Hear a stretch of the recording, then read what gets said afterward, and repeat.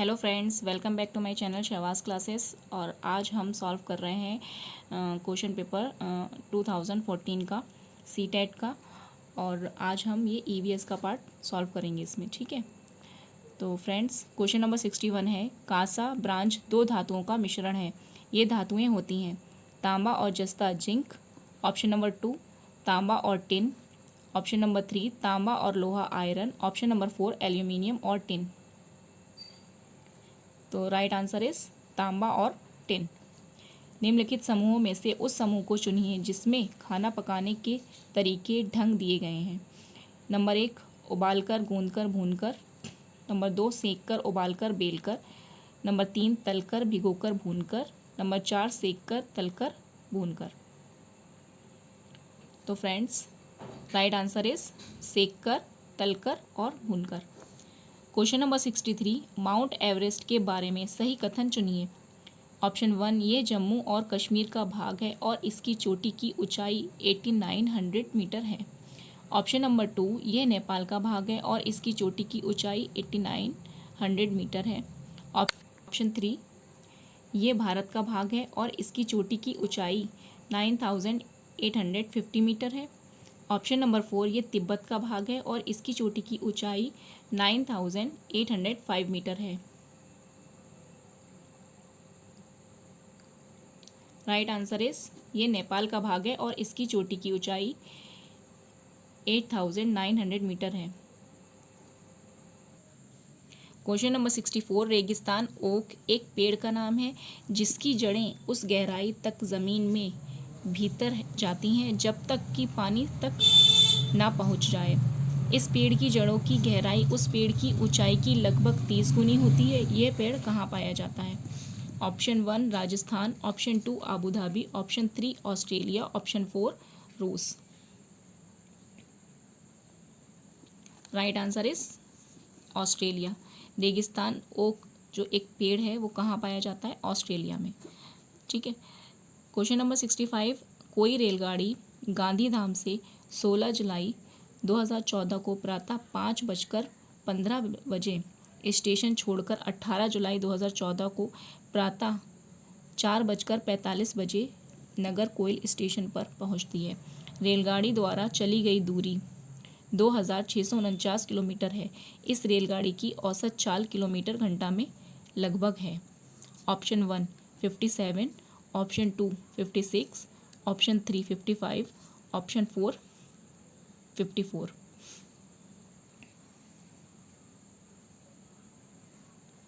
Right answer is option 2 56। और question number 66, Bihar राज्य के लोगों के लिए मधुमक्खी पालन शुरू करने की सबसे अच्छी अवधि कौन सी होती है? ऑप्शन 1 जनवरी से मार्च। ऑप्शन 2 अप्रैल से जून। ऑप्शन 3 जुलाई से सितंबर। ऑप्शन 4 अक्टूबर से दिसंबर। राइट आंसर इज अक्टूबर से दिसंबर। क्वेश्चन नंबर 67, खेजड़ी वृक्ष के बारे में सही कथनों को चुनिए। ऑप्शन 1 ये वृक्ष मुख्यतः रेगिस्तानी क्षेत्रों में पाया जाता है। नंबर 2 इसे अधिक जल की आवश्यकता नहीं होती है। ऑप्शन 3 ये छायादार वृक्ष है जिसकी छाया में बच्चे खेलना पसंद करते हैं। नंबर 4 ये अपने तने में जल एकत्र करता है और लोग पतले पाइप से इस जल को पीते हैं। तो फ्रेंड्स, ये पॉइंट दिए हुए हैं और ये ऑप्शन है। ऑप्शन 1 फर्स्ट, सेकंड और थर्ड सही है। Option 2 second, third and fourth point सही है। ऑप्शन 3 फर्स्ट, थर्ड और फोर्थ पॉइंट सही है। या फिर ऑप्शन 4 फर्स्ट, सेकंड और फोर्थ पॉइंट सही है। तो ये आपको मैच करना है, सही कथनों को सही क्रम में लगाना है और फिर जो है सही आंसर को बताना है।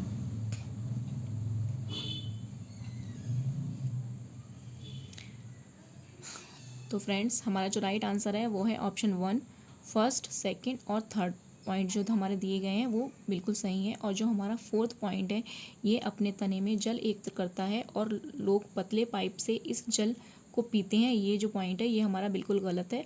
और ऊपर के जो हमारे पॉइंट है वो बिल्कुल सही है। ये वृक्ष मुख्यतः रेगिस्तानी क्षेत्रों में पाया जाता है, बिल्कुल सही बात है। इसे अधिक जल की आवश्यकता नहीं होती है, ये भी बिल्कुल सही बात है। ये एक छायादार वृक्ष है जिसकी छाया में बच्चे खेलना पसंद करते हैं, ये भी बिल्कुल सही बात है। तो हमारा जो राइट आंसर है वो हो जाएगा ऑप्शन 1, फर्स्ट, सेकंड और थर्ड पॉइंट। ठीक है। नेक्स्ट क्वेश्चन नंबर 68, हाथियों के विषय में नीचे दिया गया है कौन सा कथन सही है? ऑप्शन 1, हाथी अपना अत्यधिक भार होने के कारण बहुत आराम करना पसंद करते हैं। नंबर 2, 3 महीने के हाथी के बच्चे का भार सामान्यतः लगभग 2 कुंतल होता है। पॉइंट 3, वयस्क हाथी एक दिन में 2 कुंतल से अधिक पत्ते और झाड़ियाँ खा सकता है। नंबर 4, हाथी दिन में 8 से 10 घंटे सोते हैं। तो फ्रेंड्स राइट आंसर है ऑप्शन 2, 3 महीने के हाथी के बच्चे का भार सामान्यतः लगभग 2 कुंतल होता है। ठीक है, बहुत ही इंपॉर्टेंट क्वेश्चन है, ध्यान रखिएगा। क्वेश्चन नंबर 69, नीचे दिए गए पैराग्राफ को पढ़िए जिसे गांव के एक छात्र ने अपने घर के विषय में लिखा है। मैं गांव से आया हूं। हमारे गांव में अत्यधिक वर्षा होती है, इसलिए हमारे घर धरती से लगभग 10 से 12 फुट 3 से 3.5 मीटर ऊंचे बने होते हैं। इन्हें मजबूत बांस के खंभों पर बनाया जाता है। ये घर अंदर से भी लकड़ी के बने होते हैं। ये गांव होना चाहिए। मतलब ये जो इन्होंने पूरा एक्सप्लेनेशन दिया है उसके अकॉर्डिंग हमें पता लगाना है कि ये जो जगह है वो कहाँ पर होती है। ठीक है, ऑप्शन 1 आंध्र प्रदेश में, ऑप्शन 2 असम में, ऑप्शन 3 तमिलनाडु में, ऑप्शन 4 उत्तराखंड में।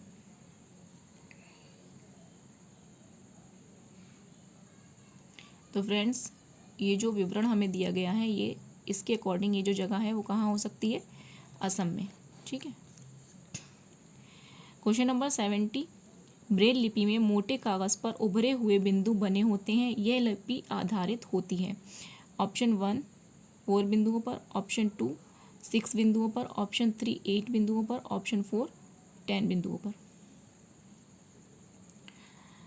तो फ्रेंड्स इसका राइट आंसर हो जाएगा ऑप्शन नंबर 2, 6 बिंदुओं पर ये लिपि जो है वो आधारित होती है। और ब्रेल लिपि जो जानते हैं आप लोग के जो देखने में जिन लोगों को प्रॉब्लम होती है उनके लिए ये यूज़ होती है। ठीक है।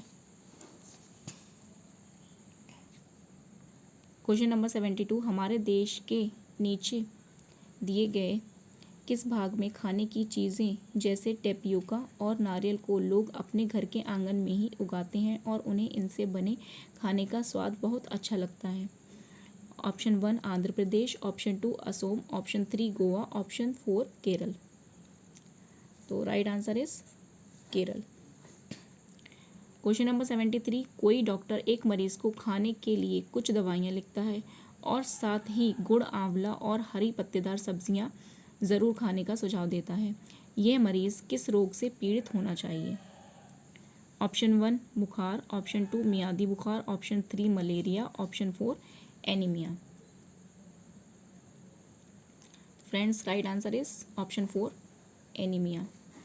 क्वेश्चन नंबर 74, कुछ पक्षी हमारी तुलना में 4 गुनी अधिक दूरी तक देख सकते हैं। ये पक्षी हैं कौवा, चील, बुलबुल, ऑप्शन 2 बाज, कबूतर, तोता, ऑप्शन 3 चील, बाज, गिद्ध, ऑप्शन 4 फाख्ता, कौवा और मोर।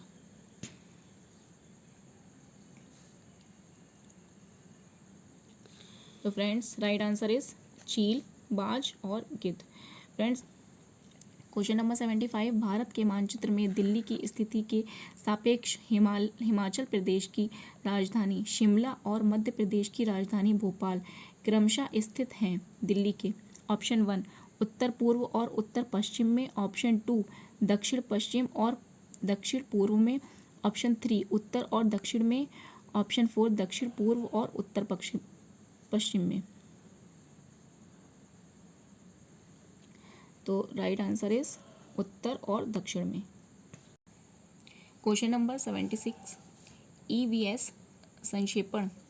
अर्थ में प्रयुक्त होता है। मतलब जो ये EVS है जो कि आपका पेपर सब्जेक्ट भी है, इसकी फुल फॉर्म क्या है? Environmental skills, number 2 environmental science, option 3 environmental sources, option 4 environmental studies.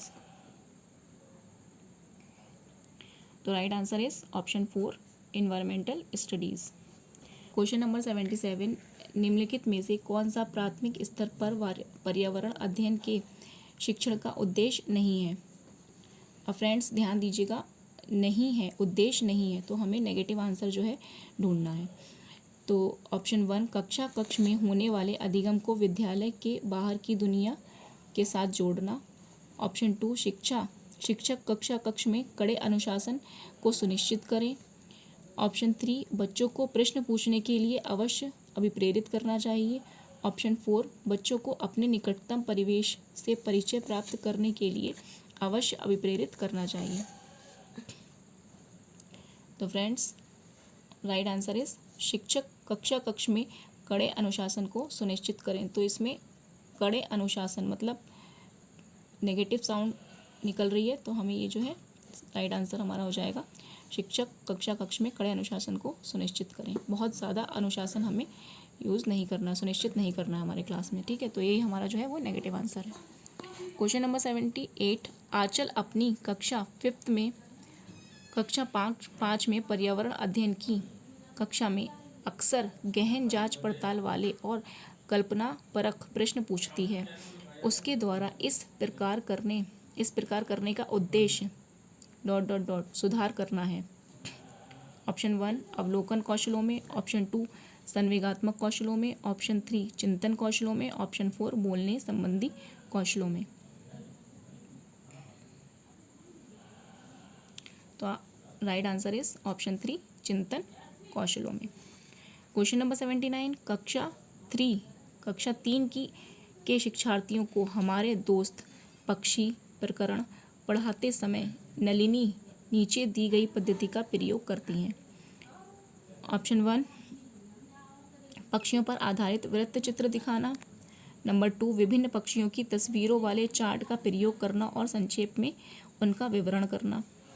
Number 3 शिक्षार्थियों को नज़दीक के पार्क में ले जाना और उनसे पक्षियों को ध्यान से देखने के लिए कहना। नलिनी किस प्रयोजन के लिए सीखने के विभिन्न उपागमों का प्रयोग कर रही हैं। ऑप्शन 1 अपनी पाठ योजना का पालन करना। ऑप्शन 2 बहुबुद्धि वाले शिक्षार्थियों को विभिन्न आवश्यकताओं को पूरा करना। ऑप्शन 3 दूसरे शिक्षकों और अभिभावकों को प्रभावित करना। ऑप्शन 4 शिक्षार्थियों में तर्क शक्ति का विकास करना।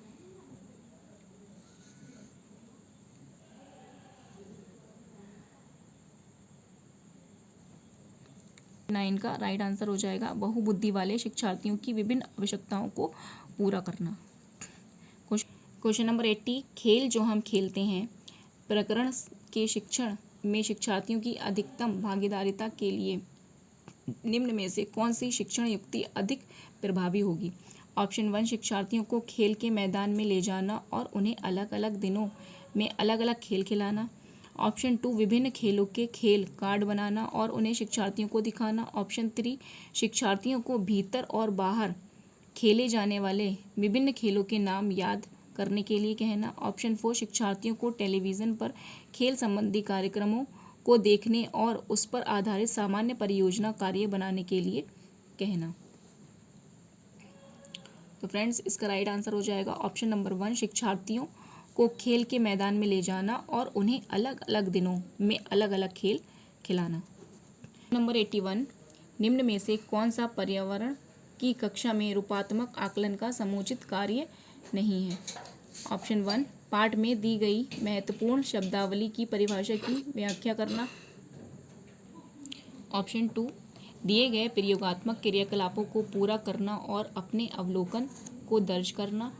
ऑप्शन 3 दिए गए प्रयोगात्मक प्रारूप के चिन्हांकन वाले आरेख बनाना। ऑप्शन 4 जल प्रदूषण की हानियों के बारे में चर्चा करना। तो फ्रेंड्स राइट आंसर इज जल प्रदूषण की हानियों के बारे में चर्चा करना। क्वेश्चन नंबर 82 जीव जंतुओं पर आधारित पाठ को पढ़ाने के बाद शीतल कक्षा 4 के शिक्षार्थियों के लिए चिड़ियाघर के भ्रमण का आयोजन करती है। ये ... में शिक्षार्थियों की मदद करेगा। ऑप्शन 1 जीव जंतु संरक्षण के कौशलों के विकास। ऑप्शन 2 दैनिक समय सारणी की चर्चा में बदलाव। ऑप्शन 3 कक्षीय अधिगम को वास्तविक जीवन की परिस्थितियों के साथ जोड़ने। ऑप्शन 4 जीव जंतुओं को पालतू कैसे बनाया जाए इसके प्रति संवेदनशीलता विकसित करने।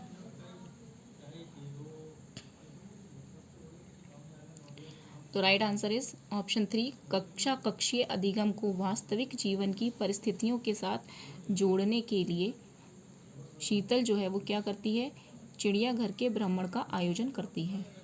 ठीक है, वो अपना जो है जीव जंतुओं का पर आधारित जो पाठ है उसको पढ़ाने के बाद चिड़ियाघर के भ्रमण मतलब चिड़ियाघर घुमाने का प्लान करती है वो। ठीक है,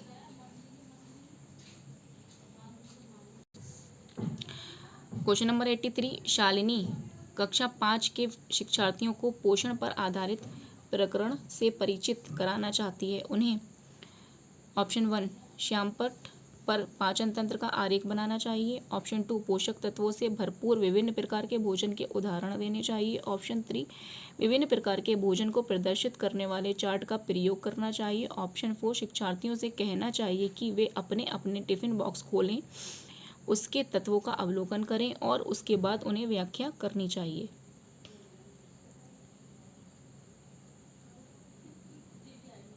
तो राइट आंसर इज नंबर 4, शिक्षार्थियों से कहना चाहिए कि वे अपने अपने टिफिन बॉक्स खोलें, उसके तत्वों का अवलोकन करें और उसके बाद उन्हें व्याख्या करनी चाहिए। क्वेश्चन नंबर 84, रश्मि को ये सिखाया जाता है कि वे प्रश्न पत्र बनाते समय निम्न चरणों का अनुपालन करें। पॉइंट 1 प्रश्न लिखना, पॉइंट 2 रूपरेखा डिज़ाइन तैयार करना, पॉइंट 3 प्रश्न पत्र का संपादन करना, पॉइंट 4 ब्लूप्रिंट तैयार करना। तो ये जो 4 हमारे पॉइंट दिए हुए हैं इनको हमें क्या करना है, क्रम में लगाना है। अनुपालन किए जाने वाले चरणों का सही क्रम कौन सा है, मतलब इसका जो है वो सही क्रम कौन सा होगा।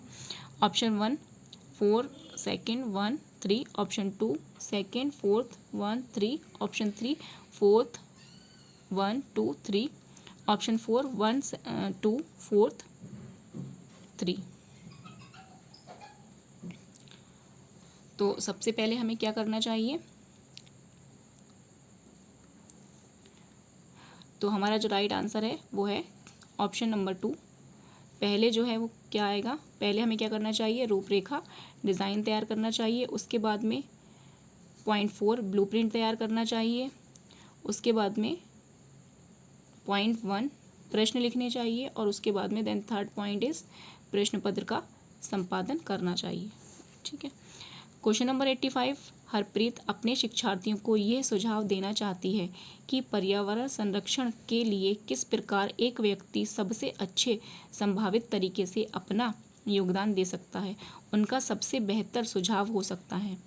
ऑप्शन 1 आने जाने के लिए सार्वजनिक साधनों का प्रयोग करना, ऑप्शन 2 कार स्कूटर आदि जैसे व्यक्तिगत वाहन ना रखें, ऑप्शन 3 घर से बाहर अक्सर जाने से बचना, ऑप्शन 4 अपने व्यक्तिगत वाहन के इंजन की नियमित जांच। तो राइट आंसर इज ऑप्शन 1 आने जाने के लिए सार्वजनिक साधनों का प्रयोग करना। क्वेश्चन नंबर 86, कक्षा 5 के शिक्षार्थियों में जिज्ञासा जागृत करने का निम्न में से सबसे प्रभावी तरीका है। ऑप्शन 1 अधिक हस्तपरक अनुभव प्रदान करना, ऑप्शन 2 लिखित कार्य में उन्हें अधिक अभ्यास देना, ऑप्शन 3 अक्सर इकाई परीक्षणों का आयोजन करना, ऑप्शन 4 गहन जांच परक और कल्पना परक प्रश्न पूछना। तो राइट आंसर इज ऑप्शन 4 गहन जांच परक और कल्पना परक प्रश्न पूछना। क्वेश्चन नंबर 87, यदि 1 महीने के लिए बिजली ना हो तो हमारा जीवन किस प्रकार प्रभावित होगा। ये इस प्रश्न को पूछने का उद्देश्य है। ऑप्शन 1 समुचित तरीके से बिजली का प्रयोग करने के प्रति शिक्षार्थियों को संवेदनशील बनाना, ऑप्शन 2 बिजली के स्रोतों के बारे में शिक्षार्थियों का आकलन करना, ऑप्शन 3 शिक्षार्थियों के कल्पना परक और चिंता परक कौशलों का विकास करना, ऑप्शन 4 शिक्षार्थियों की सामान्य जानकारी का आकलन करना। तो फ्रेंड्स राइट आंसर इज शिक्षार्थियों के कल्पना परक और चिंतन परक कौशलों का विकास करना। क्वेश्चन नंबर 88, कक्षा 5 की पर्यावरण अध्ययन की पाठ्य पुस्तक के एक पाठ में सर्वेक्षण और लेखन पर एक भाग का मुख्य उद्देश्य है। ऑप्शन 1 शिक्षार्थियों की सामान्य जानकारी का आकलन करना। ऑप्शन 2 शिक्षार्थियों को अवसर उपलब्ध कराना कि वे चीज़ों को खोजें और सीखें। ऑप्शन 3 विषय की आधारभूत अवधारणाओं को सीखने में शिक्षार्थियों की मदद करना। ऑप्शन 4 शिक्षार्थियों के व्यवहारिक कौशलों में सुधार करना। तो right answer is option number 2 शिक्षार्थियों को अवसर उपलब्ध कराना कि वे चीज़ों को खोजें और सीखें। क्वेश्चन नंबर 89 वृक्ष संरक्षण की अवधारणा के बारे में शिक्षार्थियों को संवेदनशील बनाने के लिए गुंजन निम्नलिखित क्रियाकलापों का आयोजन करती है। ऑप्शन 1 प्रत्येक शिक्षार्थियों को इस बात के लिए प्रोत्साहित करना कि वे एक एक वृक्ष को अपनाएं और उसकी देखभाल करें। पॉइंट नंबर 2 वन संरक्षण का वाद विवाद प्रतियोगिता का आयोजन करना। पॉइंट नंबर 3 वृक्षों पर आधारित पोस्टर निर्माण संबंधी प्रतियोगिता का आयोजन करना। पॉइंट नंबर 4 शिक्षार्थियों को कटी लकड़ियों के भंडार दिखाना। वांछित उद्देश्य को प्राप्त करने में ऊपर दी गई गतिविधियों में से कौन सी सबसे कम प्रभावी होगी। तो ये जो ऑप्शन दिए हैं इसमें से हमें फाइंड आउट करना है कि कौन सा जो पॉइंट है वो सबसे कम प्रभावी है।